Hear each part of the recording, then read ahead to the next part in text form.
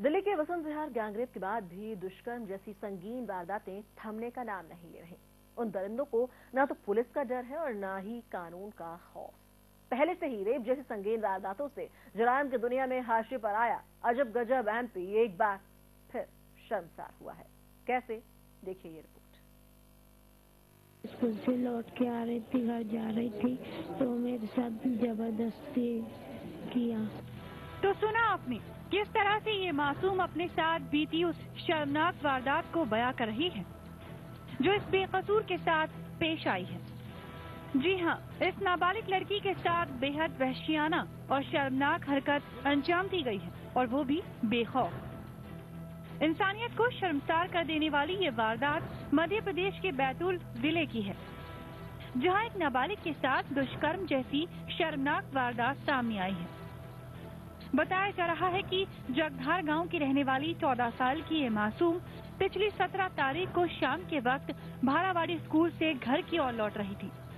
तभी गांव के ही मुकेश नाम के शख्स ने इसे जबरन पास की एक झोपड़ी में बुरी नीयत से खींच लिया और फिर इसके साथ दुष्कर्म जैसी शर्मनाक वारदात को अंजाम दिया।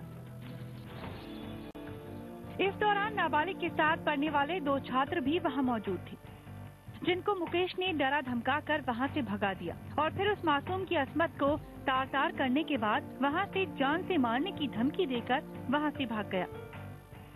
8वीं क्लास की एक छात्रा किसी तरह डरी सहमी घर पहुंची और सारा वाकया परिजनों को कह सुनाया। बेटी के साथ ऐसी अमानवीय हरकत को सुनकर परिजनों के पैरों तले की जमीन खिसक गई। दूसरे जिले में काम करके अपना जीवन यापन करने वाले परिजन फौरन पीड़ित नाबालिग को लेकर पास के पुलिस थाने पहुंचे और आरोपी मुकेश को नामजद करते हुए तहरीर दी। लड़की ने क्या बताया, फिर मेरे को घर पे मैं दूसरे रोज गई तो मेरे को बोले ऐसा ऐसा हो गया घर के। वह उसने कुछ नहीं बताया, बोले वो घेराघारी करी है, कुछ कमरे में ले गए थे, ऐसे बताए। कितने लड़के थे? ये कई था सर। अच्छा, हाँ। कैसे ले गया वो? तो क्या मालूम, वो 4 लड़के थे तो सब साइकिल में थे ये भी, और उन्होंने बच्चे को भगा दिए और उनने देखा वो बच्चे ने और फिर इसको साइकिल छुड़ा के सिखा दिए ना, हाथ घींचते ले गए बोले कमरे में। हालांकि ये वारदात 17 तारीख की है, लेकिन पुलिस को परिजनों की तरफ से कुछ वक्त बाद किसी तरह की कोई तहरीर नहीं मिली।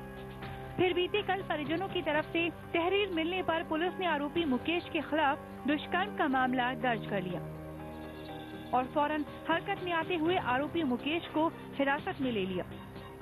पुलिस की पूछताछ में आरोपी मुकेश ने पहले तो खुद पर लगे आरोपों से बचता रहा, लेकिन जब पुलिस ने अपनी तरीके से पूछताछ शुरू की तो मुकेश ने सारा सच उगल दिया। फिलहाल पुलिस अब मुकेश को जेल भेजने की तैयारी कर रही है।